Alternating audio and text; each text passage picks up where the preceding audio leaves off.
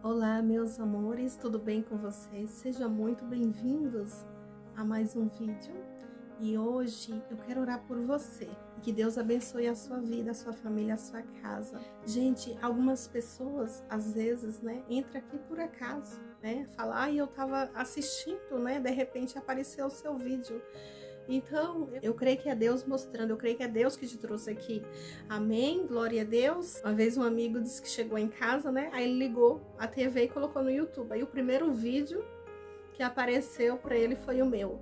Aí ele filmou e mandou para mim. Ele falou, olha, o primeiro vídeo que apareceu foi o seu, eu tô assistindo aqui.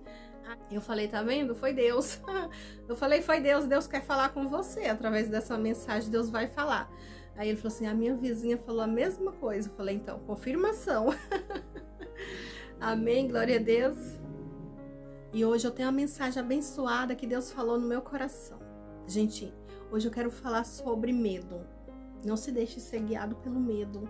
Ou seja, gente, então, o medo é normal. É normal a gente sentir medo, mas a gente tem que vigiar, tomar cuidado pra gente não sentir medo demais. Acabar a gente sendo escravo do medo, Acabar deixando o medo nos dominando. Então a gente tem que vigiar e tomar cuidado com o medo. Às vezes é um medo que não é real, Algum tipo de medo, alguma coisa assim que acaba atrapalhando até a nossa vida, O nosso dia a dia. Então a gente tem que vigiar, tomar cuidado. Sabe, gente, essa mensagem fala dos filhos de Israel, de um povo que estava assustado, um povo que estava sendo escravizado pelos inimigos, os medianitas que assombravam eles, assustavam eles, não deixavam eles em paz. Então, a Bíblia vai falar assim, em Juízes 6, Fizeram os filhos de Israel o que era mal perante o Senhor. Por isso, o Senhor os entregou nas mãos dos medianitas por 7 anos. Amém? Ou seja, gente, os filhos de Israel, o povo israelita, eles começaram a adorar outros deuses. Eles começaram a sair da presença de Deus. Eles saíram da presença de Deus e eles começaram a cultuar, a adorar outros deuses. Então, eles abandonaram Deus, eles saíram da presença de Deus. Então, gente, como castigo, Deus entregou nas mãos dos inimigos, os medianitas. Então, a palavra de Deus fala aqui no versículo 3, porque cada vez que Israel semeava os medianitas e os amalequitas, como também os povos do Oriente, subiam contra ele. Então, gente, cada vez que o povo, eles semeavam, eles plantavam, então, gente, os inimigos iam lá e destruíam. Aqui no versículo 4 fala assim, e contra ele se acampavam destruindo os produtos da terra, até a vizinhança de Gaza, e não deixavam em Israel sustento algum, nem ovelha, nem bois e nem jumentos.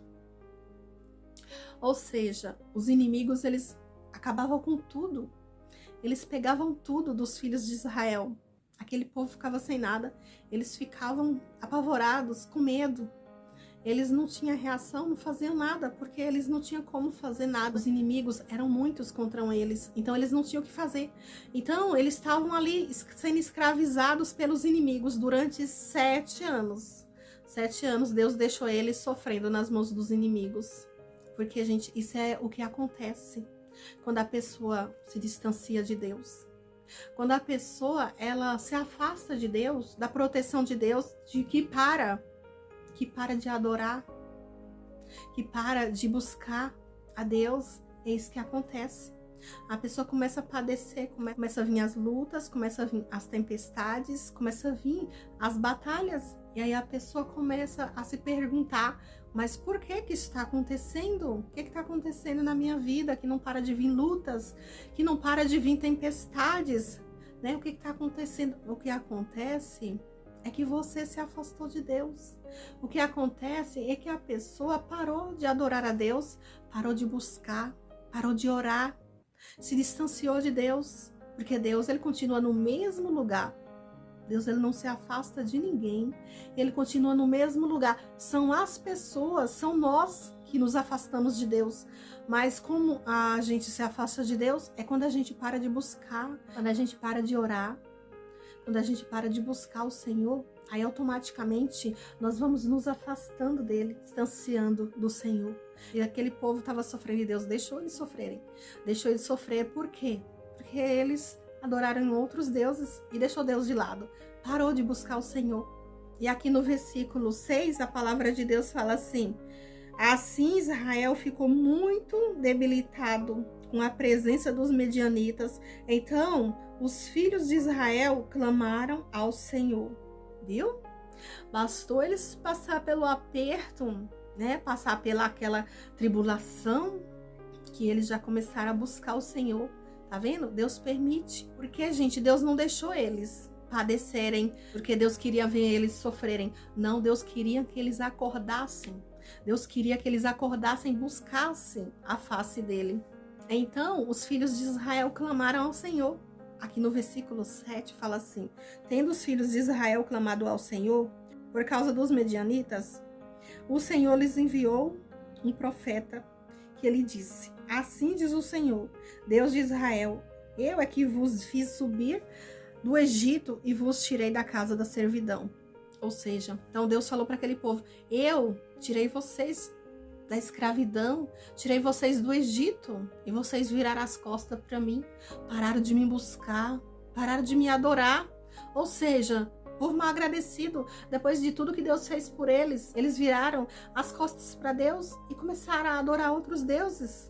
Então aquele povo clamou a Deus, eles abriram os olhos e viram que é só Deus, né? Pediram socorro para Deus. Então Deus, ele levantou um homem para salvar aquele povo. Deus chamou Gideão. Está aqui no versículo 11, o chamado de Gideão. Então, gente, Gideão estava lá, malhando trigo no lagar. Porque o lagar não era lugar de malhar trigo, o lagar era lugar de fazer vinho. Mas Gideão estava confundindo o inimigo. Então Gideão não estava escondido com medo, não. Então Gideão, ele estava lá trabalhando. Gideão estava lá malhando trigo no lugar de fazer vinho, confundindo o inimigo. Então, gente, aqui no versículo, né? No versículo 11 fala assim: então veio o anjo do Senhor e assentou-se debaixo do carvalho que está em Ofra, que pertencia a Joás, a Biezirta.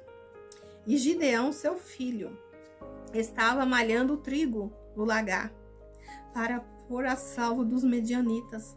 Então o anjo do Senhor lhe apareceu e lhe disse: o Senhor é contigo, homem valente. Ou seja, Gideão era um homem valente. Então Deus viu em Gideão um homem valente. Então, é você, homem valente. Né? Então Deus olhou para Gideão e viu algo diferente nele. Deus viu Gideão um homem corajoso, né? Um homem que estava ali, né, trabalhando, porque Deus, ele só chama quem está trabalhando, gente. Deus, ele não chama quem não está fazendo nada, quem está parado. Deus só chama quem está fazendo alguma coisa, quem está trabalhando. Quando Deus chamou Davi, Davi estava lá trabalhando. Davi estava lá cuidando das ovelhinhas. Davi, ele estava lá cuidando das ovelhinhas, das poucas ovelhinhas do seu pai. Então, quando Deus chamou Neemias estava lá trabalhando, servindo ao rei. Então, gente, Deus chama quem está trabalhando. Deus não chama quem está parado. Deus chama quem está trabalhando. Gideão estava lá, gente, trabalhando. Então, Deus viu algo especial em Gideão. Então, gente, aqui no versículo 13, né, a palavra de Deus fala assim: ai, Senhor meu, se o Senhor é conosco, por que nos sobreveio tudo isso? Então, gente, Gideão falou para Deus: Senhor, se o Senhor é conosco, por que veio tudo isso, né?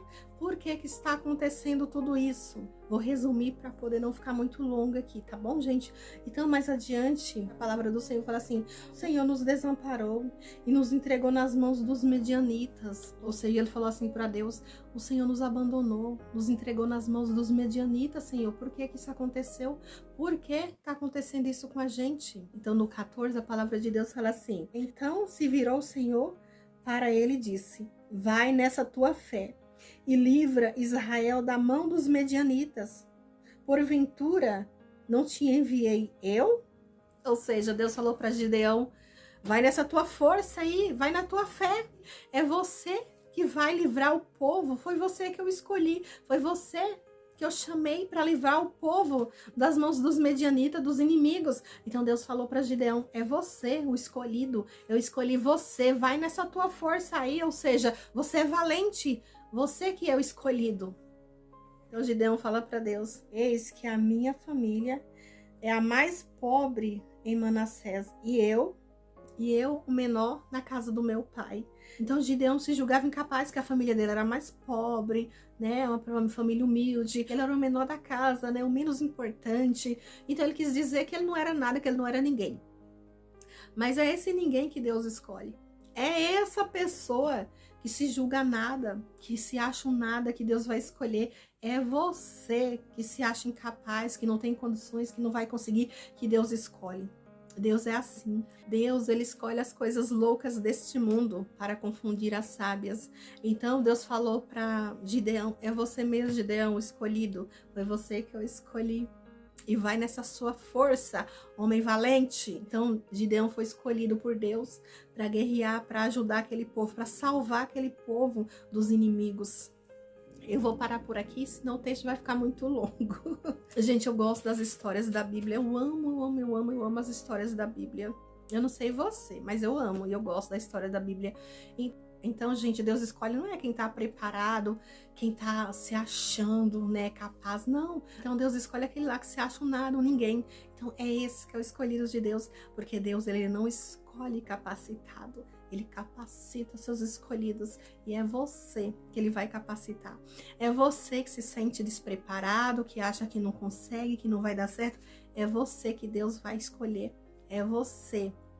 E ele vai te preparar, e ele vai te capacitar. E você vai conseguir, vai dar tudo certo. Porque Gideão, ele se achava nada, ele se achava um ninguém. Gideão, ele falou para Deus que ele era o menor da casa dos pais dele. Gideão, ele falou que a família dele era a menor, era a mais pobre daquela região. E foi Gideão, né, naquela família pobre que ninguém dava nada, que Deus levantou Gideão. Levantou Gideão para salvar aquele povo. E Deus ainda falou. Então Deus chamou Gideão ainda de valente, homem valente. Gideão, homem valente. Então você que se acha que não é ninguém, Deus vê você um valente. Você é um valente do Senhor. Você é uma valente do Senhor. Mulher de Deus, mulher valente. Homem de Deus, homem valente. Deus está procurando essas pessoas aqui na terra. Deus está procurando, não é homens que se acham, né? Não é homens que se acham preparados, né? Homens que se acham que é importante, não. Deus, ele está procurando verdadeiros adoradores. Deus está procurando um verdadeiro adorador da palavra dele. É você que Deus está procurando. Gente, falta pessoas tementes a Deus. Pessoas obedientes, falta pessoas, né, que temem a Deus, que obedecem a palavra de Deus. Então Deus está procurando pessoas, né, que sirva a Ele de coração. Deus está procurando pessoas que adoram Ele de coração, que não venham a trocar Ele por outros deuses, que não venham a trocar Ele por bens materiais, que não venham trocar Ele por dinheiro. Deus está procurando aquele que adoram ele em espírito e em verdade e colocam ele em primeiro lugar. Deus tem que ocupar o primeiro lugar no seu coração. Ele tem que estar em primeiro. Amém? Glória a Deus. Deus, ele tem um propósito na sua vida e ele vai se cumprir. Você foi escolhido para vencer as lutas, as batalhas, a tempestade, vencer as guerras, vencer tudo. Essa luta vai acabar, ela vai passar e você vai vencer. Aonde você pisar a planta dos teus pés, o Senhor vai estar com você. Deus, ele está com você em qualquer lugar, em qualquer momento, em qualquer hora, Deus está com você.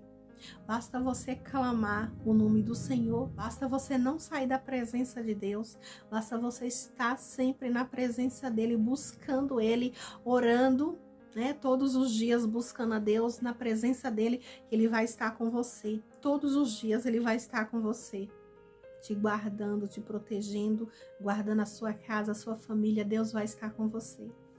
Sabe, gente, o medo fez aquelas pessoas correrem para Deus, né? Gritar socorro para Deus. Muitas vezes nós estamos assim também. Muitas vezes precisamos buscar socorro, gritar o socorro do Senhor. Muitas vezes estamos numa luta, numa tempestade que parece que não vai acabar. Aí começamos a sentir medo. Ou seja, o medo é normal, acontece com qualquer pessoa. Por mais que a pessoa seja corajosa, ela sempre vai sentir medo. Ou seja, você sentir uma dorzinha, você já começa a se preocupar, começa a ficar com medo. Meu Deus, o que será? O que está acontecendo? Aí você já quer correr, já ir para o médico, para ver o que está acontecendo. Então é assim, gente, é assim, todos nós sentimos medo. Então, às vezes é um medo que você tem de um trauma que você sofreu lá no passado, medo de abandono, de alguém te largar, talvez você já foi abandonada, por alguém, aí tem medo, aquele medo de abandono, de sofrer de novo, novamente, ou uma decepção amorosa que você teve lá no passado, aí você fica com aquele trauma, com medo de passar novamente. Gente, mas o medo atrai, viu? O medo atrai coisas que você nem imagina. Às vezes, ao fato de você sentir medo, você já atrai. Você atrai. Então, medo, gente, o medo faz você atrair. Você fica pensando tanto naquilo, fica aquele medo que você atrai e acaba acontecendo. Eu lembro de uma vez, gente, eu tinha pavor de andar de avião, morria de medo, eu tinha medo. Eu tenho medo de altura, gente, eu morro de medo de altura. Por causa disso, de ter medo de altura, eu tinha muito medo de avião. Eu precisei viajar urgente, a serviço da empresa. Foi tão engraçado, porque me falaram que eu ia viajar e faltava pouco tempo. E eu falei, tá bom, vou viajar. Eu achava que era de ônibus. Não, Zélia, de avião, de ônibus você não vai chegar a tempo. Eu falei, o quê? E aí, gente, faltava acho que uns 3 dias para poder eu viajar. E eu falei, meu Deus, e agora não dá tempo nem de fazer uma campanha para perder o medo. Então, gente, faltava 3 dias, pouco tempo. Eu tinha que me preparar psicologicamente. É uma coisa que eu tinha muito medo. E eu ia ter que enfrentar aquele medo porque eu não tinha escolha. Eu tinha que ir. Eu não tinha escolha. Então, quando você tem medo de alguma coisa, aquilo atrai, acontece. Acontece, gente. E você tem que encarar. Então, eu tive que encarar, não teve outro jeito. Eu falei, vou ter que ir. Eu tinha que ir numa audiência. Era uma audiência da empresa que era de outro estado. E eu tinha que chegar lá, para audiência. Então, eu tive que criar coragem, buscar forças onde não tinha, coragem onde não tinha. E eu nem comentei com ninguém que eu tinha esse medo, porque todos iam dar risada de mim. Eu nem falei nada, eu acho que eu falei para poucas pessoas mesmo, assim, que eu confiava que não ia vazar informação. Eu descobri que só enfrentando, não há outro jeito. Você tem que enfrentar, encarar o medo, que faz você perder o medo, que vai fazer você perder. E aí pronto, eu perdi, Eu fui com medo e voltei já sem medo. Gente, é um conselho que eu dou. Não tenha medo, não tenha medo. Na Bíblia está escrito. 366 vezes, não temas, ou seja, não tenha medo. Então, Deus fala pra gente não ter medo, então a gente não pode ter medo. Josué capítulo 1, no versículo 9, a palavra de Deus fala assim: Sê forte e corajoso, não temas, nem te espante, porque o Senhor teu Deus é contigo por onde quer que andares. Ou seja, a palavra de Deus tem, não temas, 366 vezes, não temas, não tenha medo. Deus falou para Josué para ele não ter medo, porque ele está com ele. A mesma coisa Deus está falando comigo, com você. Não temas, eu estou contigo, não tenha medo. Eu estou com você. O medo só atrapalha, o medo te faz perder oportunidades, Então, eu já vi muitas pessoas perdendo oportunidades por causa do medo. Então, se você tem medo de alguma coisa, ora para Deus tirar de você, Deus te dá um espírito de coragem que Deus vai te dar. Amém? Glória a Deus. Vamos orar, meus amores, vamos orar. Pai querido e amado, em nome do Senhor Jesus, eu entro na tua santa presença, Pai, em oração. Eu apresento, meu Deus, esse irmão, essa irmã que está aqui orando junto comigo. Eu peço ao Senhor que visita cada um, Pai.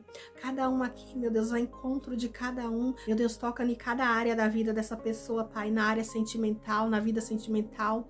Meu Deus, toca, meu Pai, na família, Senhor, na área financeira, Pai. Meu Pai, essa pessoa que está precisando de uma provisão, meu Pai, que está com dificuldade na vida financeira, que o Senhor venha abençoar, levar uma provisão, meu Pai, entregar uma provisão, meu Pai. Que o Senhor visita a casa dessa pessoa, o lar dela, Pai, e toca, Pai, abençoando, meu Pai, a casa dessa pessoa, Senhor. Meu Pai, entrando em cada cômodo da casa dessa pessoa, Pai. Meu Deus, e vai limpando, tirando todo o mal, Senhor. Meu Deus, vai abençoando essa casa, esse lar, Pai, em nome do Senhor Jesus, meu Deus. Meu Pai, abençoa essa pessoa, Pai, essa família, esse casamento, Senhor, em nome do Senhor Jesus, meu Deus. Aqueles que precisam de uma porta de emprego, que o Senhor venha abrir. Que o Senhor venha abrir uma porta de emprego na vida dessa pessoa, Pai. Em nome do Senhor Jesus, meu Deus. Meu Pai, abençoa poderosamente, meu Pai, a vida dessa pessoa, Pai.